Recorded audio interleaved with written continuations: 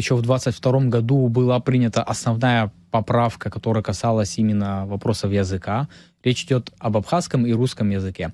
Буквально вот на днях прошла сессия, на которой депутаты однозначно высказались по этому вопросу, но это касалось уже конкретных деталей процедурных, потому что ЦИК должен на что-то опираться. Соответственно, поправка касалась того, что мы даем полномочия ЦИКу сформировать эти комиссии в определенный период времени их деятельности. Соответственно, подразумевается, как мы сейчас понимаем, две языковые комиссии по абхазскому отдельно, по русскому отдельно, все-таки это вещи разные. И сейчас уже очевидно, что этот процесс, он запущен, и это правильно. Вообще очень много сейчас в информационном пространстве очень важных аспектов касательно языка. Можно даже заметить, что словно больше собраний начали проводить на абхазском языке, и это большой-большой плюс. Это актуализация, которой нам, я думаю, давно не хватало.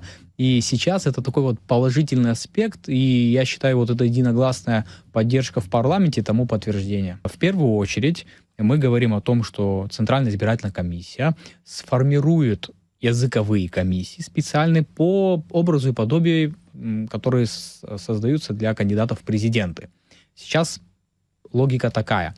Однако есть различия. Значит, да, комиссии будут иметь свое положение, в которых предполагается и будет прописан порядок. Сам конкретно порядок этого экзамена, он еще не определен и определен быть не может. Мы только закладываем этот фундамент, и это еще предстоит, конечно же, обсудить.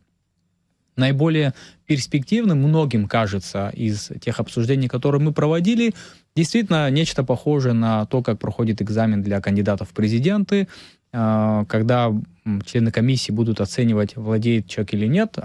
Там есть своя схема небольшая, да, дается текст определенный, зачитывается он, записывается, в общем, там свои нюансы есть, и уже комиссия принимает это решение. Вот. Но есть и альтернативные версии. То, что касается альтернативной версии проведения экзамена, вот мы с Вячеславом Андреевичем, я с большой гордостью хочу об этом сказать, несколько лет назад занимались такой совместной проработкой, можно сказать, вопроса для госслужащих, для людей, которые просто хотят понять, какой у них уровень языка и повысить его знание, владения. Нужна какая-то система определения уровня владения, в данном случае, абхазским языком.